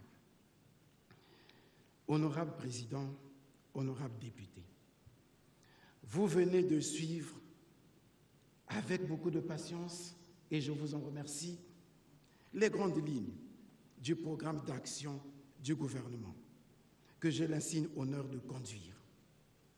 J'ai voulu, dans cette déclaration, traiter des grands problèmes qui s'imposent dans l'immédiat. Il en est beaucoup d'autres, bien entendu, auxquels mon gouvernement aura à faire face. Nous ne pouvions les aborder tous au cours de cet exercice. Je viens ici devant vous d'énumérer les défis qui appellent des réformes en profondeur et que nous devons tous engager et relever. Vous aurez l'occasion de contrôler son action selon les moyens et modalités prévus par la Constitution. Devant vous, honorable Président, représentant du peuple, je demande à chaque citoyen de faire l'effort, d'accepter quelques sacrifices pendant un moment, le temps pour notre pays de retrouver sa puissance économique altérée provisoirement par la crise que nous traversons. Je demande à chacune et à chacun de nous de se remettre résolument au travail, car l'époque que nous vivons et les épreuves que nous traversons ne permettent ni paresse ni absentéisme. Je rappelle à ceux d'entre nous qui avons le privilège de travailler que les horaires de travail dans l'administration publique comme dans le privé doivent être strictement respectés. Je rappelle à tous et à chacun que l'oisiveté et la sinécure sont des antivaleurs et qu'il n'y a pas non plus de sot métier. Je rappelle également, et nombre d'agents pourront se reconnaître, que se promener à longueur de journée et errer de bureau en bureau sans accomplir le moindre travail s'apparente à du vagabondage. Je fais également comprendre à certains citoyens que l'engagement associatif, politique ou militant est une passion et non une fonction. En clair, je réitère ici ma détermination à réaffirmer partout l'autorité de l'État, à faire revivre les conseils de discipline et à veiller à l'application de la sanction. Nous partagerons toutes ces réflexions avec notre peuple à travers une communication de proximité régulière et qui sera désormais moins institutionnelle et plus populaire. Une communication qui devra s'appuyer sur un mécanisme d'échange permanent et impliquera dans l'intervalle des séminaires trimestriels du gouvernement les élus locaux, les chefs religieux, les chefs de quartier, les chefs d'administration, les chefs de village. Au total, la tâche qui attend le nouveau gouvernement est immense et rude. J'ai besoin de votre indispensable concours, honorable Président, honorable député. Je sollicite donc votre attention bienveillante ce jour, puisque, conformément aux dispositions de notre Constitution, cette allocution ne peut faire l'objet d'aucun débat. Le gouvernement sera amené, dans le cadre de son action quotidienne, a sollicité l'adhésion de la représentation nationale. Seulement, au point où nous sommes parvenus, marchons d'un même pas pour qu'ensemble, unis et solidaires, nous poursuivions la marche vers le développement de notre pays. Je vous remercie de votre aimable attention, honorable président.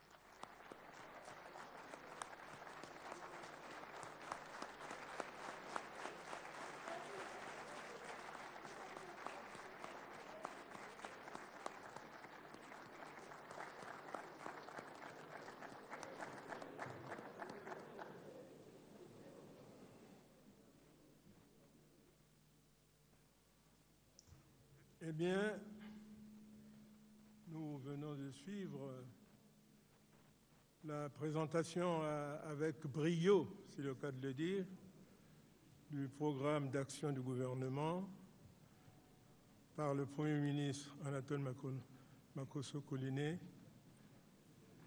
Je n'ai qu'une chose à dire, vous souhaitez bon vent et prends acte de cette brillante prestation.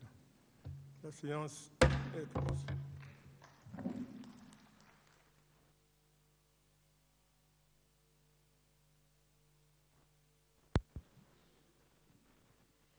Fidèles téléspectateurs, vous venez de suivre la présentation de l'action gouvernementale par le Premier ministre, chef du gouvernement, Anatole Koliné Makosso. C'était réellement un grand oral, comme le prédisait Brice Aristide Benza. Anatole Koliné Makosso s'est exprimé pendant 1h30 pour décliner les 12 axes d'intervention du gouvernement, les axes prioritaires tout au moins, ce qu'on pourrait assimiler aux 12 travaux d'Hercule. Je peux y revenir rapidement, disons que le premier axe est la santé, pas de développement sans un peuple en bonne santé. Le deuxième, la politique économique équilibrée, la diversification économique, la politique sociale juste, la culture créative, l'encadrement de la jeunesse. Le Premier ministre pose avec le bureau de l'Assemblée nationale pour immortaliser cet instant pour la postérité. C'est ce jour devant la représentation nationale qu'il a décliné ses actions à mener pendant les 5 prochaines années. Sixième axe, culture créative, encadrement de la jeunesse, la paix, la sécurité, la démocratie consensuelle, la diplomatie ambitieuse, l'environnement sain, la décentralisation effective et la bonne gouvernance. En tout cas, tout ce qui concerne le vécu quotidien des Congolais a été abordé dans cette présentation. Vous avez suivi, le Premier ministre vient de quitter la salle. Yasolo Nevikisa Mondele Ngolo, Todi Kolanda, ministre Mokambilo Tomolo gouvernement, Anatole Koliné Makosso, Katina Ngonga Yoko Nandambo, et Paiwapi Atalisi Mwango, moi Mosala, moi gouvernement, et Yekami Namakambo Maïke, et Paiwapi Alobeli Namakambo Etali, Bokolongono Bwanzoto, et Sengeli Bayimboka Bazala, Nanzoto Kolongono. Mpe abeti sete na likambo lia bokono bwa coronavirus COVID-19 boye bozali kongalaka nani omolongo epusi awana ekolo Congo ayebisi ete batoma bana ba ekolo basengeli ba yebisa epa na bana mboka ete bokono bwango nani bozali esengi na bango bakatisa mangwele batosa mibeko miemi kamata mina gouvernement epa isusu Anatole Koliné Makosso atalisi lolenge gouvernement essayi kosala pona ko tombola nkita ya ekolo na biteni ndenge na ndenge epai ya nampo etali social to nampo etali basali ba ekolo asengi lifuta lia basala kala baleta baye na kozwa mosolo mwa bango pokoso mingi kozalaka alombi ete gouvernement esengeli esala moso po ete lifuta lia bango lifuta ma ontembe eye basali ba leta bakoyambaka pe lifuta lia bango abeti sete na likambo lia bilenge esengeli ete bilenge ba ekolo basengeli ba yekola misala ndenge na ndenge na mpo etali misala mia maboko mateya kopesa misala na ba yekoli pe kotalisa ete ba yekoli to bilenge bazali bakitani babisolobi abeti sete pe likambo lia demokrasi esengeli bana mboka balendisa demokrasi kati na ekolo epa yesusu bondeko pe bosalisani kati na leta pe bakopa ye ya bakuli bondeko bango bosengeli bosalama malamu et la bonne gouvernance baimboka basengeli batangola biyobibe baboya kanyaka madesu ya bana ya bongo Anatole Kolini Makoso asengi lisongi lia Assemblée nationale bapesa bango mpiko pe ete balongisa mwangu mwa mosalama tata mokonzi elongo to landela nzela ya tombwa Mutindu beme kulanda ya u Premier ministre Twadisi Yalu Anatole Kolini Makoso me kuzabisa na inda ya ngunga mochi na ndambo eki luyalu ya yentkeza ba kusala samuna kunata sai na kati ya bainzo ya kuzonzila mingi na ina mekutajila mavimpi pamba veka na muntu kele na mavimpi ya Mbo TV jamu mosi lenda kusala mavi ya mekuzonzila pena jambu ya lukengolo pengeme na kile na mfunu mingi Anatole Kolini Makoso me kondo ave na kuzoza na jambu ya bisadi ame kuzoza muntu baina kina kusalaka bakukipesa na mambu ya kisalu bakutalanaka na kisalu pamba ve kisalu kele jambu ya ngudi kaka na ina mekutajila manaka ya Anatole Kolini Makoso na gouvernement ya yandi bamekuzozila pena mambu ya bunkulu awa na mbanza na isi ya beto Kongo jambu ya bunkulu ya kele na kamwa mikwa musuni na yau ya kulomba babantu kukipesa na ina mekustadila kuzangula ina mekubokila bunkulu na mambo ya nsalulu ya mbote to bonne gouvernance ya lunga bantu kusoba bakadulu ya ba upamba veba mambo ya kusala kile mingi pe isi ya kuoke na nsatu ya kuzanguka na jamba demokrasi yani mekutadisa ti bikunku nyoso ya politiki kele pe mkuzoza pe na ina mekutadila bimvuka kesala ka politiki ve ba pe ba kile na ba kizito na ya ina beto lenda kuzonza ba mekuzonza pe na mambo mekutadila bantweni 1h30 d'oral dont les 15 premières ont été consacrées à un hommage au président de la République, au président de l'Assemblée et au prédécesseur. Voilà, je disais donc 1h30 de grand oral du Premier ministre Anatole Kolini Makoso devant la représentation nationale, dont les 15 premières ont été consacrées à un hommage au président de la République, auprès de qui Anatole Kolini Makoso travaille maintenant depuis pratiquement 20 ans. Hommage également au président de l'Assemblée qui a su dénicher Anatole Kolini Makoso il y a maintenant 37 ans alors qu'il était encore lycéen, et à tous ses prédécesseurs qui ont occupé les fonctions de Premier ministre. Anatole Kolini Makoso a donc fixé les repères et tracé les voies avant d'indiquer que son gouvernement était un gouvernement de défi et de bataille. Et Anatole Kolini Makoso a clos son discours en indiquant que la tâche qui attendait son gouvernement était une tâche immense et rude. Voilà, ici prend fin cette séance de présentation de l'action gouvernementale par le Premier ministre Anatole Kolini Makoso. Nous étions donc très heureux de vous retransmettre en direct cette séance. Avec moi, donc, Nevi Christelle Mundelingolo, comme Ibata en Lingala et Doris Madiaza en Kituba. Merci à toute l'équipe technique qui a assuré la partie technique, la retransmission de cette séance. Merci de nous avoir suivis. Bonne suite des programmes sur Télé Congo, Studio à Volontaine.